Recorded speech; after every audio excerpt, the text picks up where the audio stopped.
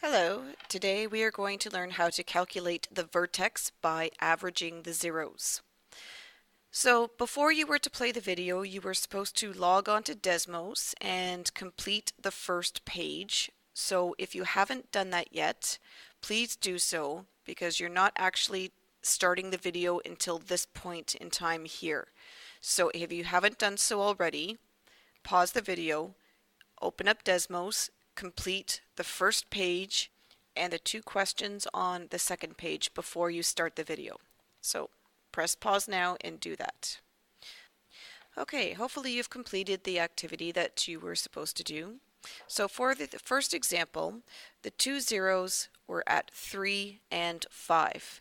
The axis of symmetry goes right in between the two of them, so that axis of symmetry is going to be at 4.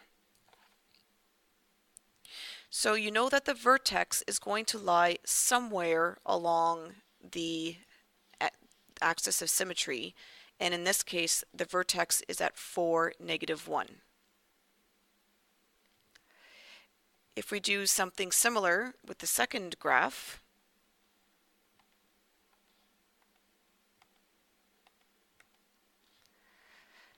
the zeros are at -1 and 3. In between -1 and 3 is 1, so your vertex will lie on the axis of symmetry, which is at x equals 1.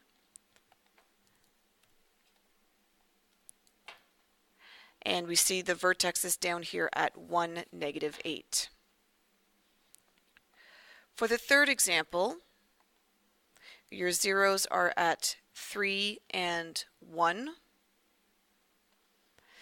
So in between 3 and 1 is 2, so your axis of symmetry is going to lie on x equals 2, and your vertex will be on that axis of symmetry at the point 2, 3.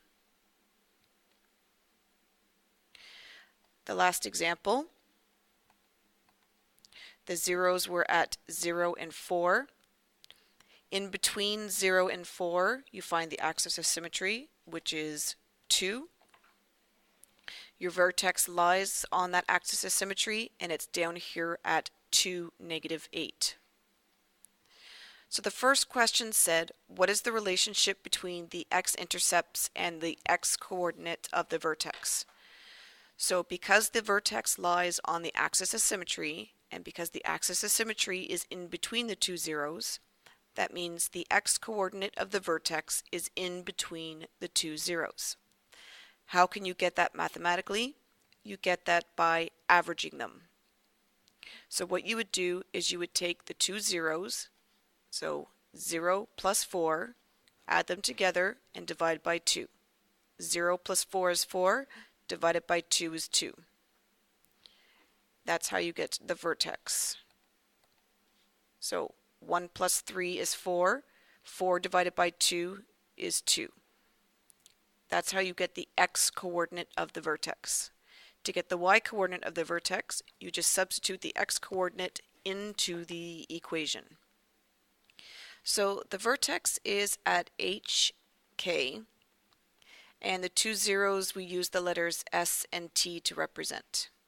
So to find the x-coordinate of the vertex, which is the h value, you add your two zeros together and divide by 2. So you're going to average them.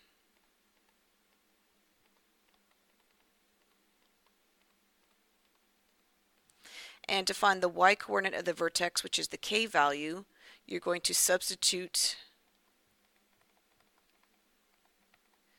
the x-coordinate into the equation.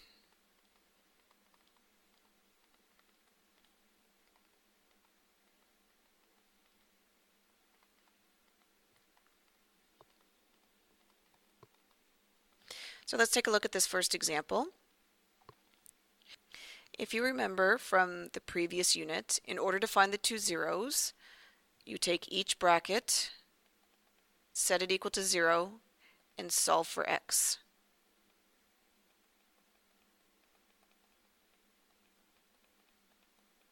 So the two zeros are at 2 and -4. So we can plot those, 2 and -4.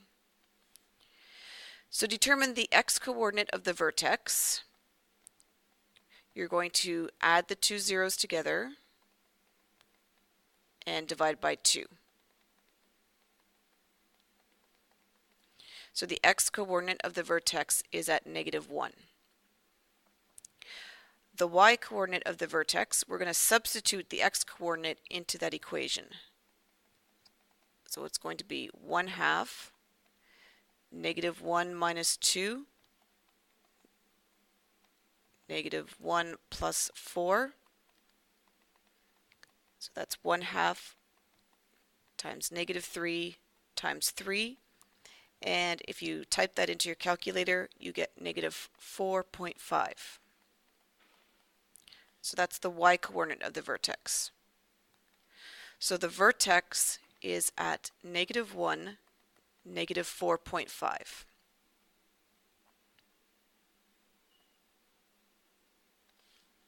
And then you can just graph your parabola through those 3 points.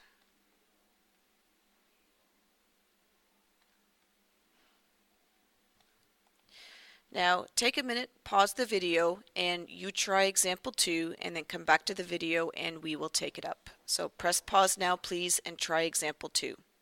Okay, welcome back. Hopefully you got that your two zeros were at -5 and -1. So to get the x-coordinate of the vertex, you add the two zeros, divide by 2 to get -3. To find the y-coordinate of the vertex, you substitute -3 in for x into the equation, and you get -8. And there's your vertex. Now, some questions aren't already factored. So if you get a question like number 3, it's not already factored, so you have to decide on the type of factoring. This question here is a common factor. So you can factor out a -3x, and you are left with x minus 4.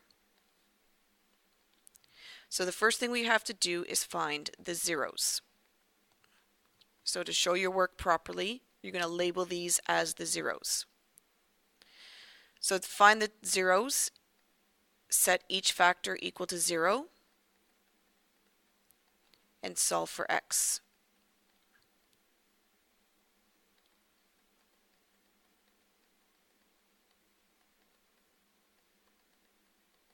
So those are your two zeros.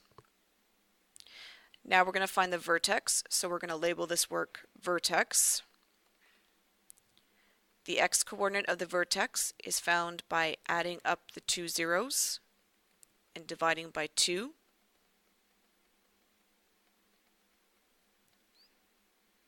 And the y-coordinate of the vertex is found by substituting 2 into the equation. You can substitute the 2 into this equation, or you can substitute it into this equation. It doesn't really matter.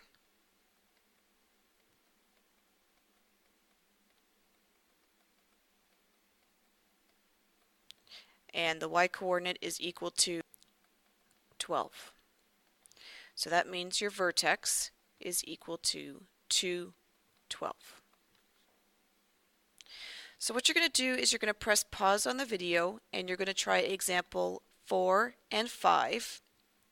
So take a look at the type of factoring it is. Don't forget here to check for common factors first.